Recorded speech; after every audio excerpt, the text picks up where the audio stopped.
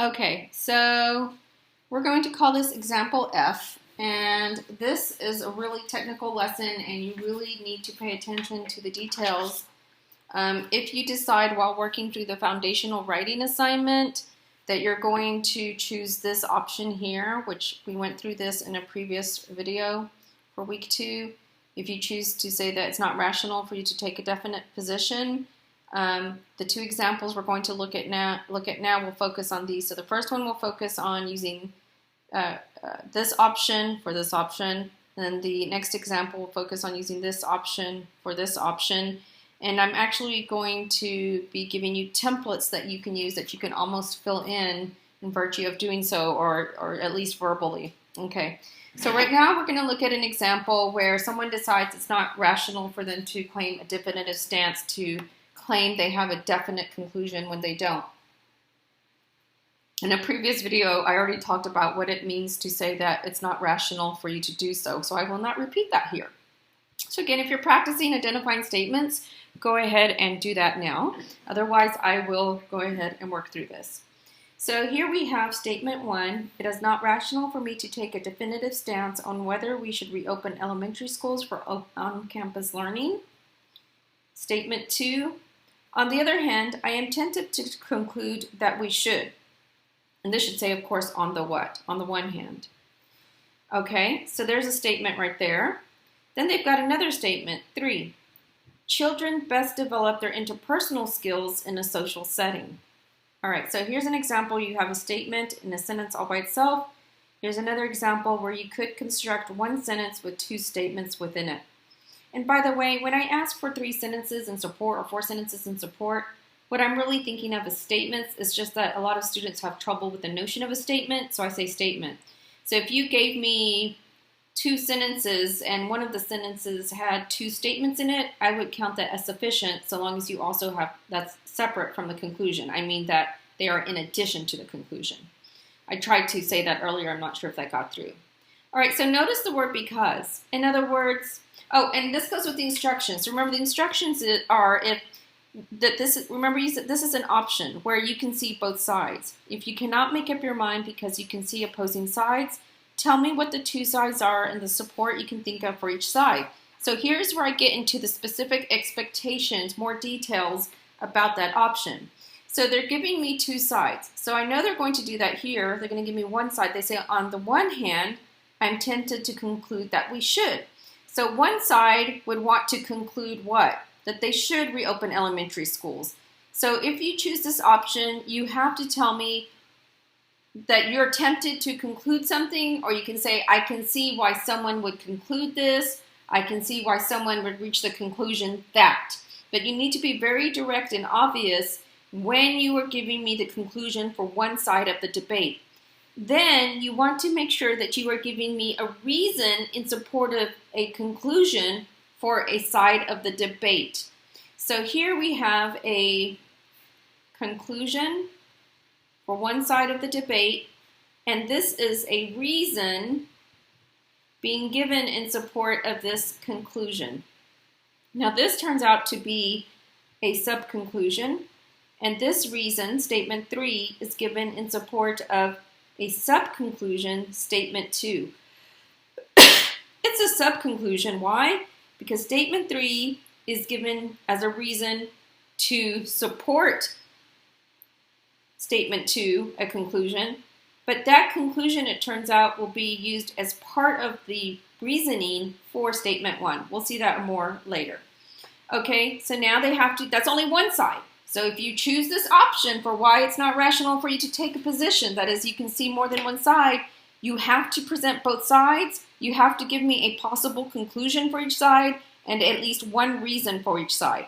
So now they signal that. You have to be very obvious, very transparent. I need words that tell me, here comes the other side, or now I'm going to present the other side of the debate, or now I'm going to give you an opposing argument. So this one says, on the other hand, statement 4, I am tempted to conclude that we should not reopen elementary schools.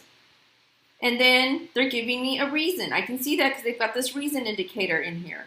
6, children of that age are not mature or disciplined enough to follow safety protocols. So again, statement 6 is functioning as a reason in support of a conclusion here. And we're going to call this one also a sub-conclusion.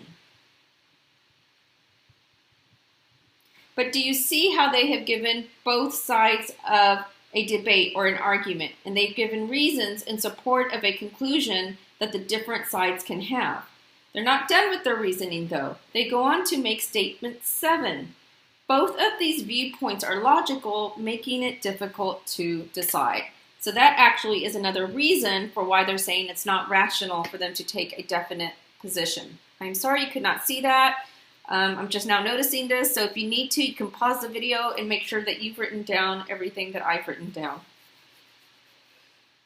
Okay, so let's reinforce what I said I expect from you if you choose this option in responding to an item in your foundational writing assignment.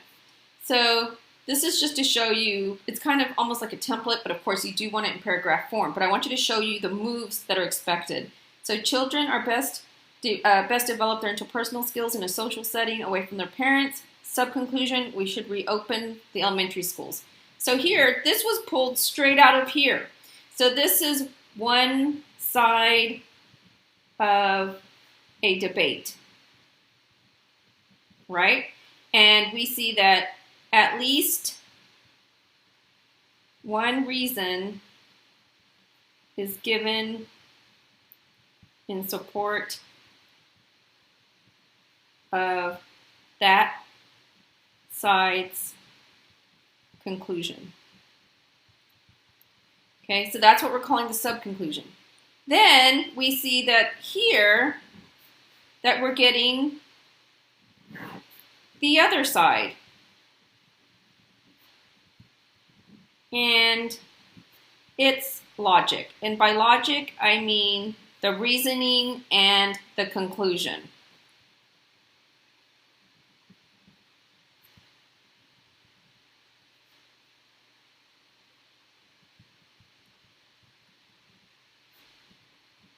Of the other side.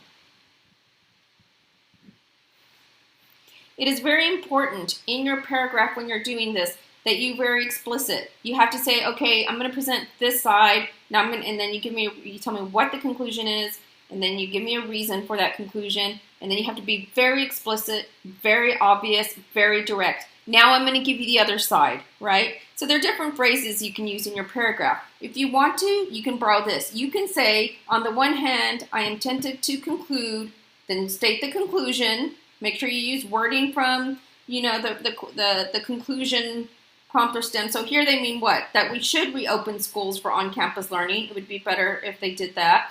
And then you can even say because. So you can use this as a template sentence if you're going to use this strategy to support this claim.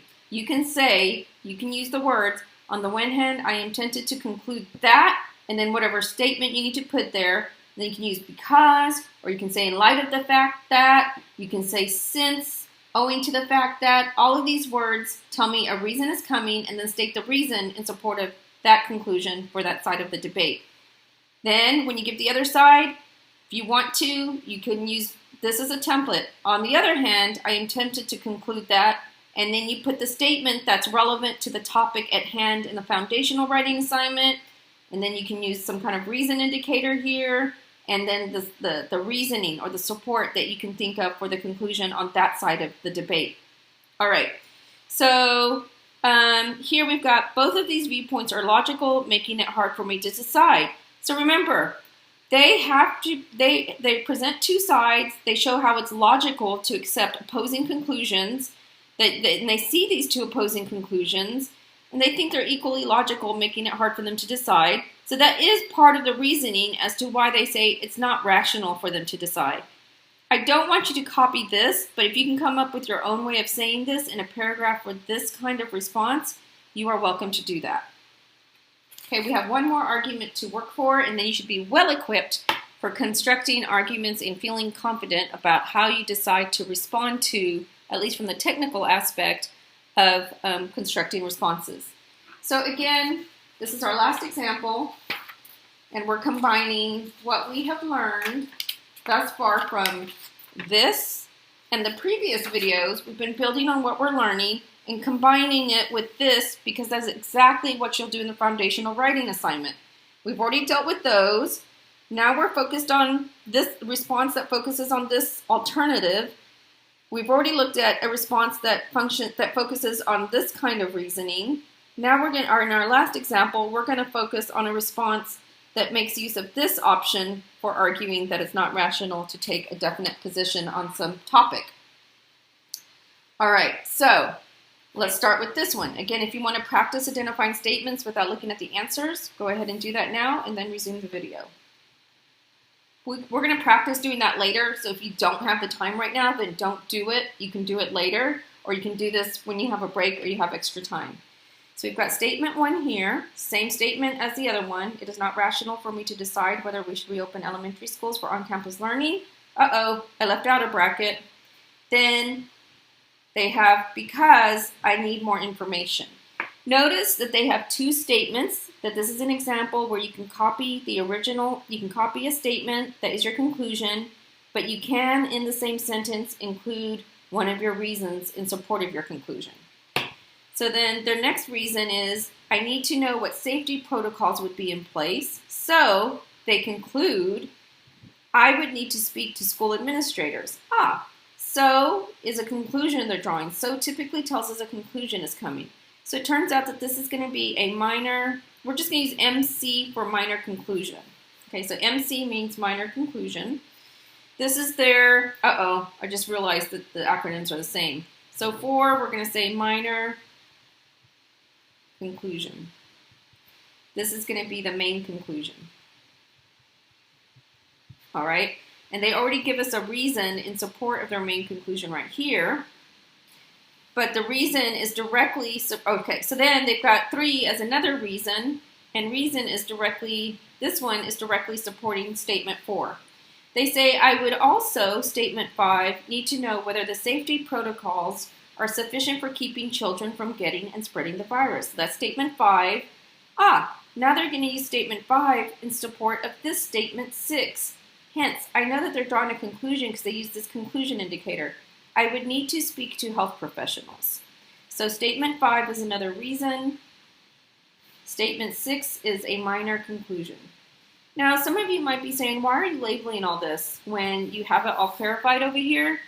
Because you are going to be responding in paragraphs. You've got to see what it looks like or could look like or might look like in paragraph form.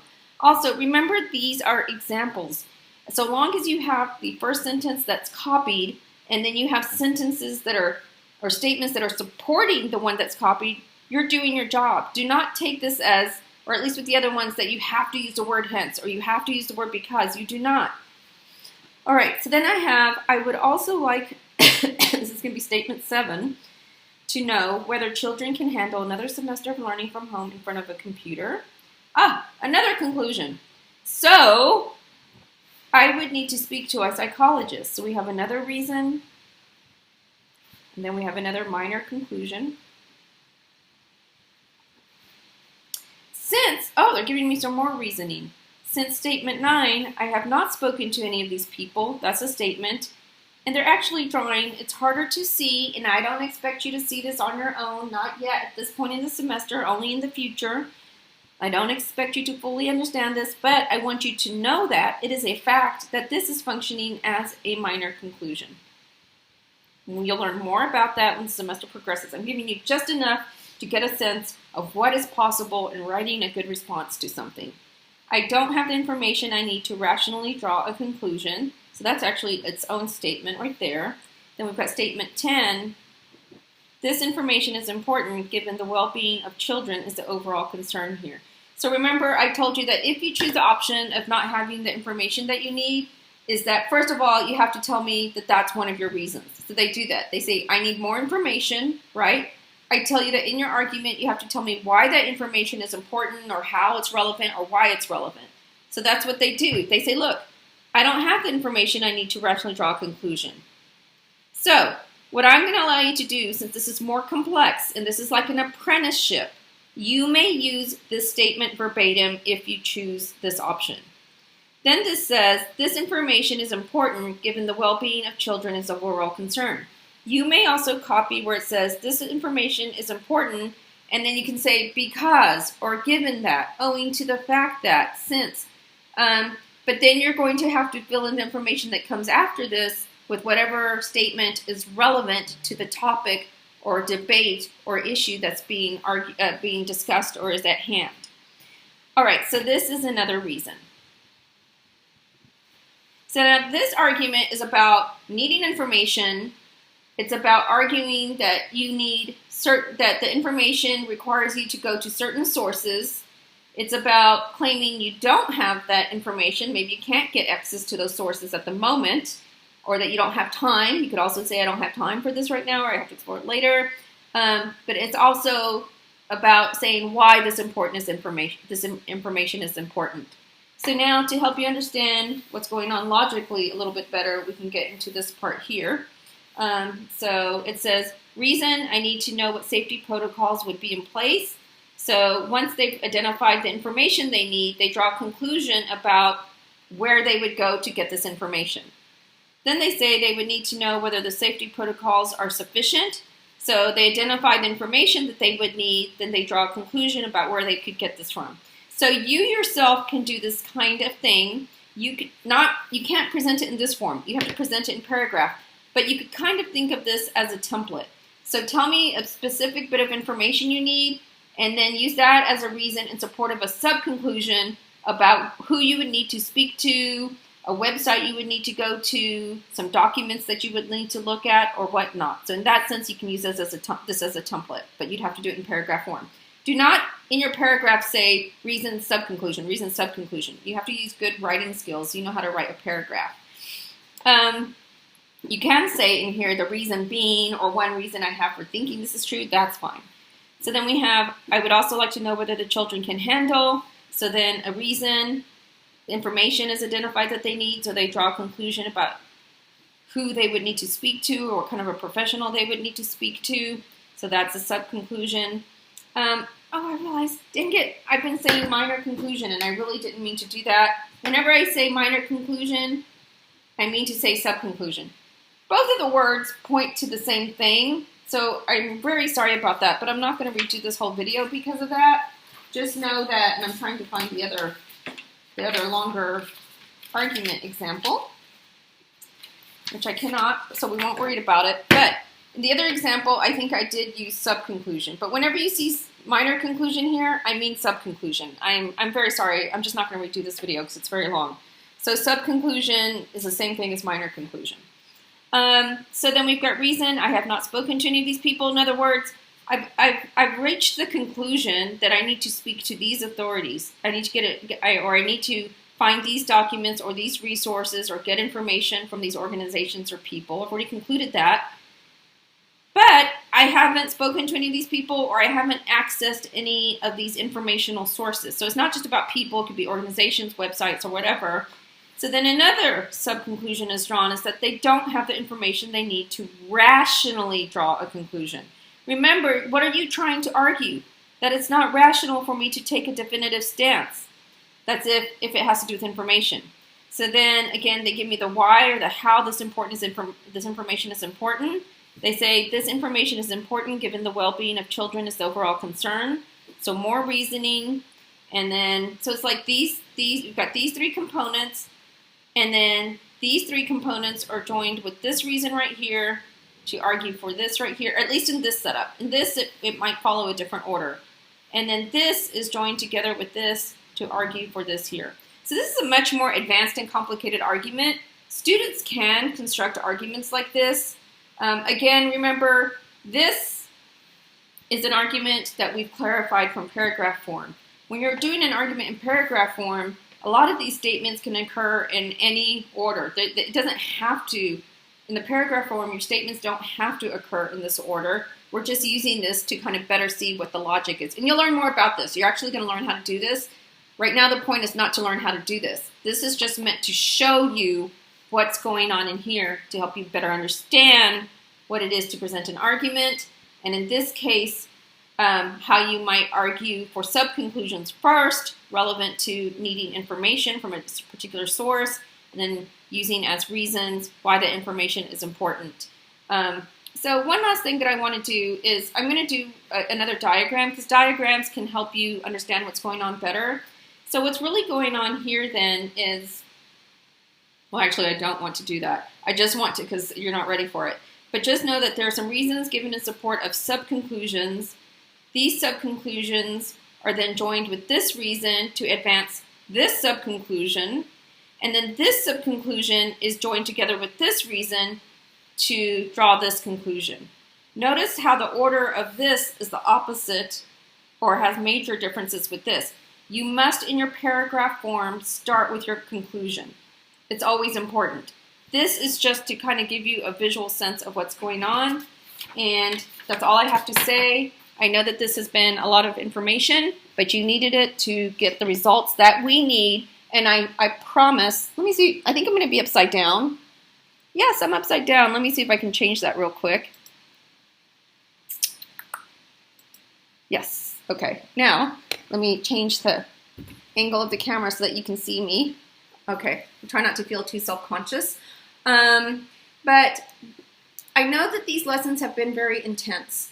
But the thing is, like I said, I want to make this course specific to you, relevant to you. And to do that, we have to get the content right. So I had to introduce you to this stuff. If you don't understand every single thing about minor conclusions, sub-conclusions, main conclusions, final conclusions, don't worry about it. The most important thing is, do you basically understand what you're going to be doing? That you have to state a conclusion that you copied and then give statements that function as reason in support of your conclusion. If you understand that, you should be okay. But the more that you look at your examples, the better off you're going to be. Keep in mind that you have to be okay with not knowing for sure what you think. You might start off saying, I am going to take a definite position on a matter. I'm going to erase this a little bit. I am going to take a definite stance on a matter. But then you realize, hey, this debate, this topic is more complicated than I thought. So you might change your mind to saying, it's not rational for me to take a definitive stance. And that's okay. That's the great thing about writing. We can write to know what we think. And often, we don't even know for sure what we think till we write it out. When I wrote my dissertation, a book that was 200 pages long, I was on one chapter for a week. It was 30 pages. And I couldn't decide if I wanted the first 10 pages to be the second 10 pages. So I had like 10 pages of stuff, and I kept thinking maybe I should switch it with the second set of 10 pages for this chapter. But the thing is, I had to write it out in one way, and then I could switch it around and decide. So be okay with that. You're going to find that you may feel confused, that you're not sure what to think, but the writing can help you do that. All right, so the rest of the videos will be very short, maybe 5 or 10 minutes, if that, because these 4 videos that you've looked at so far have equipped you with what you need to do well to create usable content. And I promise you will see that these lessons were worth it. They will apply all semester. And when you produce good content, you're going to be much happier with the results, and the future assignments will be easier because of this.